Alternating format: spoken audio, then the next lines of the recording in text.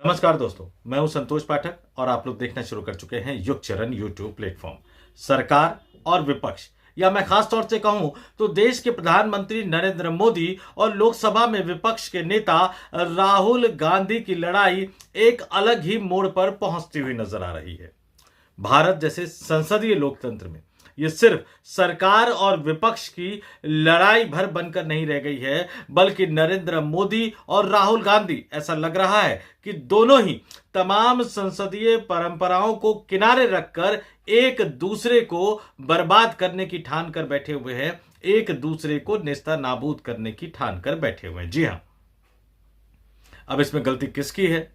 कौन कम जिम्मेदार है, कौन ज्यादा जिम्मेदार है? और राहुल गांधी ने कल जो संसद में भाषण दिया और जिस तरह से लोकसभा के स्पीकर ओम बिरला के खिलाफ विश्वास नहीं है, यानी वो अविश्वास प्रस्ताव नहीं कहते, लेकिन विश्वास नहीं है टाइप वाला प्रस्ताव जो है वो दे दिया गया है लोकसभा के महासचिव को, उसके बाद इस देश की राजनीति में क्या कुछ बदलाव आ गया, लोकसभा की कार्रवाई में क्या कुछ बदलाव आ गया और पूरी की पूरी सरकार किस तरह से लोकसभा के अंदर सरेंडर वाली मुद्रा में दिखी और उसके बाद सरकार में किस तरह से अफरा तफरी की स्थिति मच गई और अचानक ये फैसला किया गया और सरकार के मंत्री को बयान देने के लिए आगे कर दिया गया कि अब सरकार यानी भारतीय जनता पार्टी लोकसभा से राहुल गांधी को बाहर निकालने की तैयारी कर रही है। जी हां, ये बड़ी खबर लेकर मैं आपके सामने आया हूं।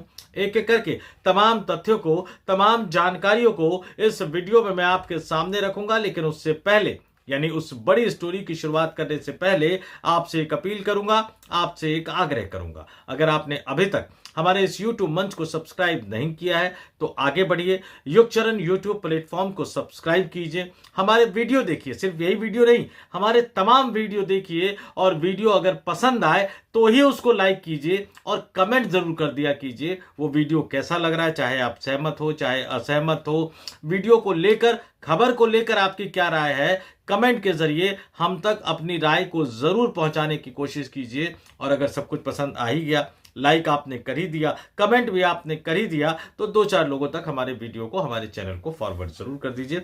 बस इतनी ही अपील, बस इतना ही आग्रह। अब आते हैं आज की बड़ी खबर पर। लोकसभा स्पीकर के खिलाफ अविश्वास प्रस्ताव विपक्षी राजनीतिक दलों ने परसों ही दे दिया था। फिर कल ये बात उठ रही थी कि भैया बजट पे चर्चा शुरू हो गई है, परसों ही शुरू हो गई थी। परसों हमने देखा कि लोकसभा के अंदर कांग्रेस की तरफ से शशि थरूर, समाजवादी पार्टी की तरफ से समाजवादी पार्टी के मुखिया अखिलेश यादव, तृणमूल कांग्रेस की तरफ से उनके राष्ट्रीय महासचिव और ममता बनर्जी के भतीजे अभिषेक बनर्जी ने सरकार पर हावी होने की कोशिश की, लेकिन कल का दिन पूरी तरह से राहुल गांधी के नाम रहा। लोकसभा स्पीकर ओम बिरला सदन में आए नहीं, प्रधानमंत्री सदन में आए नहीं, गृह मंत्री सदन में आए नहीं, रक्षा मंत्री सदन में आए नहीं, सरकार के तमाम वरिष्ठ मंत्री, 2-4 मंत्री नजर आ रहे थे, अश्विनी वैष्णव, किरण रिजिजू, बाकी कई और मंत्री भी थे, लेकिन मोटे तौर पर सरकार के बड़े और दिग्गज मंत्री कल सदन की कार्रवाई से नदारद रहे। राहुल गांधी के जब बजट पर बोलने की बारी आई तो उस समय लोकसभा की कार्रवाई का संचालन, जो चेयरपर्सन या स्पीकर के जो पैनल वाली लिस्ट में शामिल होते हैं, वो जगदंबिका पाल साहब कर रहे थे। अब जगदंबिका पाल साहब नेता बहुत अच्छे हैं, वक्ता बहुत अच्छे हैं, सदन की कानूनी प्रक्रिया और सदन की नियमावली की जानकारी जो है वो उनको पूरी तरह से रटी हुई है। राहुल गांधी भी इस बात को अच्छी तरह से समझते थे। तो कल लोकसभा में एक दिलचस्प दृश्य उस समय देखने को मिला जब राहुल गांधी चेयर पर बैठे, यानी लोकसभा स्पीकर के आसन पर बैठे, जगदंबिका पाल को यह याद दिलाते हुए नजर आए कि मैं आपके प्रति ज्यादा जो है वो हार्ड नहीं हूंगा, क्योंकि आप तो हमारे ही एक्स मेंबर हैं, क्योंकि आप तो हमारी पार्टी में रह चुके हैं। ये एक अजीब सी स्थिति थी, आमतौर पर इस तरह से याद दिलाया नहीं जाता।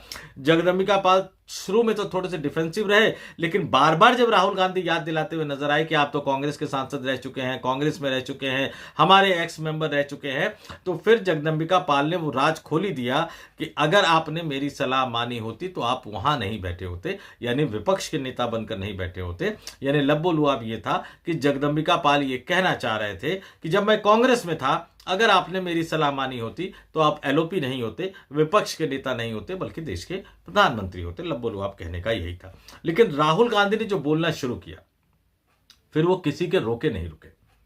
कई बार केंद्रीय संसदीय कार्य मंत्री किरण रिजिजू खड़े हुए, यहां तक कि पूर्व संसदीय कार्य मंत्री जो अभी भी केंद्रीय मंत्री हैं प्रहलाद जोशी को भी खड़ा होना पड़ा। रविशंकर प्रसाद जो हैं वो कई बार खड़े होते हुए नजर आए। लेकिन इन तमाम लोगों के बाद, और कई बार खुद जगदम्बिका पाल ने रोकने की कोशिश की, लेकिन इन तमाम लोगों के रोकते रोकते राहुल गांधी लगातार नरेंद्र मोदी पर हमला बोलते हुए नजर आए। नरेंद्र मोदी और डोनाल्ड ट्रंप के संबंधों की पोल खोलते हुए नजर आए। डोनाल्ड ट्रंप के प्रेशर में भारत के हितों के साथ समझौता करने का आरोप लगाते हुए नजर आए। और बोलते बोलते राहुल गांधी ने अनिल अंबानी का भी नाम कई बार लिया, अडानी का भी नाम कई बार लिया, एपेस्टीन फाइल का भी जिक्र कई बार किया। हालांकि बार बार चेयर की तरफ से उनको कहा जा रहा था कि इनका नाम मत लीजिए। कुछ शब्दों को कार्रवाई से निकाल भी दिया गया, कुछ पंक्तियों को कार्रवाई से निकाल भी दिया गया, लेकिन उसका क्या करे, टेलीविजन का जमाना, लाइव का जमाना, वीडियो तो लाइव चले गया और वीडियो पूरी तरह से वायरल है और तमाम सोशल मीडिया प्लेटफॉर्म पर, यानी कि संसद टीवी पर भी है, यहां तक कि कांग्रेस पार्टी ने भी जो राहुल गांधी का भाषण शेयर किया उस पर भी है, तमाम जगह वो भाषण है। और राहुल गांधी किस तरह से तमाम उद्योगपतियों का, उन्होंने पूछा कि भैया अनिल अंबानी जेल में क्यों नहीं है, उन्होंने कहा कि अडानी के खिलाफ जो अमेरिका में मामला चल रहा है दरअसल में वो प्रधानमंत्री नरेंद्र मोदी को दबाव में लेने की कोशिश है। उन्होंने सीधे सीधे ये आरोप लगाया कि भारत का कोई भी प्रधानमंत्री, यहां तक कि उन्होंने नरेंद्र मोदी का भी जिक्र किया कि नरेंद्र मोदी भी भारत के हितों के साथ ऐसा समझौता कर सकते हैं, वो एक सेकंड के लिए भी नहीं मान सकते। उन्होंने ये भी जोड़ा कि भारत का कोई भी प्रधानमंत्री इससे पहले किसी ने भी ना इस तरह का समझौता किया, न इनके बाद के कोई प्रधानमंत्री इस तरह का समझौता करेंगे। यहां तक कि मैं यह भी नहीं मान सकता कि नरेंद्र मोदी साहब ने यह समझौता किया, क्योंकि वो भी भारत के हितों के साथ तो समझौता नहीं करना चाहेंगे। लेकिन कुछ ना कुछ तो ऐसा है जो अमेरिका ने फंसा रखा है, अमेरिका ने गर्दन दबा रखी है, अमेरिका ने दबोच रखा है। वो जूडो कराटे की भाषा में समझाते हुए नजर आए कि कुछ ना कुछ तो ऐसा है जो अमेरिका के पास है, जिसके बल पर अमेरिका भारत के प्रधानमंत्री नरेंद्र मोदी को दबा रहा है और उनको दबोच कर उन्हें इस तरह के समझौते करने के लिए मजबूर कर रहा है जो भारत के किसानों के खिलाफ है, भारत के लोगों के खिलाफ है, भारत के कामगारों के खिलाफ है, भारत के उद्योग धंधों के खिलाफ है, भारत की सिक्योरिटी के खिलाफ है, भारत की डेटा सिक्योरिटी के खिलाफ है। और ना जाने किन किन चीजों को, किन किन तथ्यों को उन्होंने सामने रखा और उन्होंने कहा कि भैया कुछ ना कुछ तो बात है जो देश के प्रधानमंत्री नरेंद्र मोदी इस तरह का समझौता करके आए। सदन के अंदर कई बार मैंने कहा आपको कि तमाम बीजेपी के नेता उनको रोकने की कोशिश करते हुए नजर आए।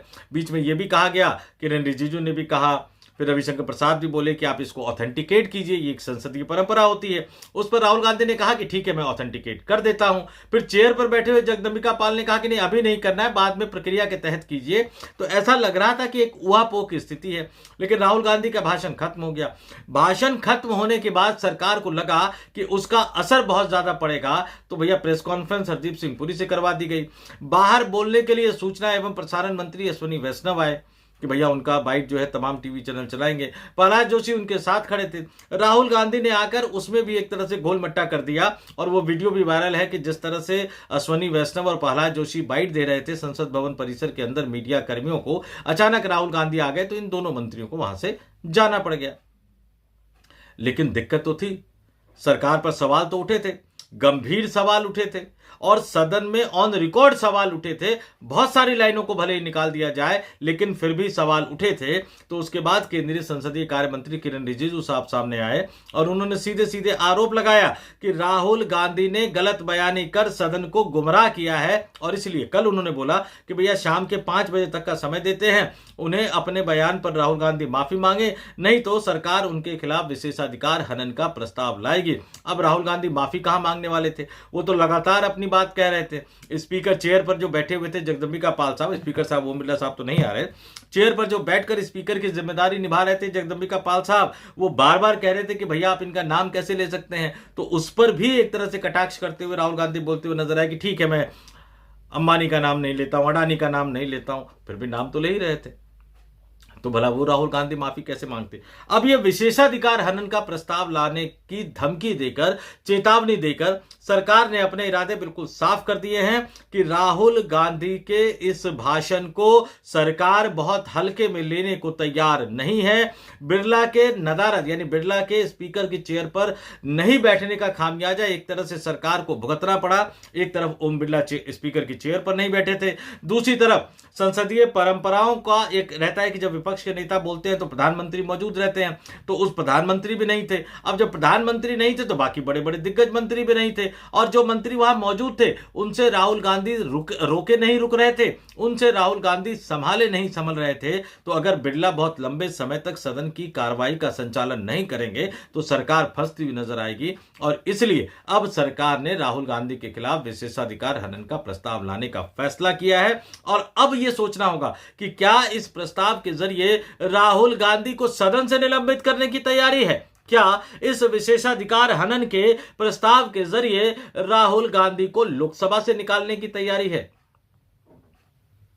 एक बात तो मानकर चल लीजिए कि सरकार को राहुल गांधी ने बुरी तरह से फंसा दिया है, सरकार को राहुल गांधी ने बुरी तरह से उलझा दिया है। उनके सवाल जो है वो देश की जनता को लुभा रहे हैं। सदन के पटल पर जो उन्होंने उठाया है कि भैया इस तरह का समझौता क्यों किया गया, और जाहिर सी बात है कि अगर राहुल गांधी लगातार इन सवालों को उठाते रहेंगे तो भले ही आज सरकार को जवाब न देना पड़े, लेकिन सदन के रिकॉर्ड में वो दर्ज हो जाएगा। और बड़े ध्यान से मैं आपको बता देता हूं, कार्रवाई से आप निकाल देते हैं, उन शब्दों को निकाल देते हैं, उन नामों को निकाल देते हैं, लेकिन उनके आगे जो बोला गया, उनके जो पीछे बोला गया, तो ये एक तरह से अलिखित इतिहास का हिस्सा बन जाता है कि सदन में इस तरह की बातें उठाई गई।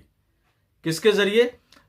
लोकसभा में विपक्ष के नेता के जरिए। सरकार ने क्या किया? उस समय प्रधानमंत्री सदन में मौजूद नहीं थे, दिग्गज मंत्री सदन में मौजूद नहीं थे। यह संसदीय इतिहास का, संसदीय रिकॉर्ड का एक हिस्सा बन गया है।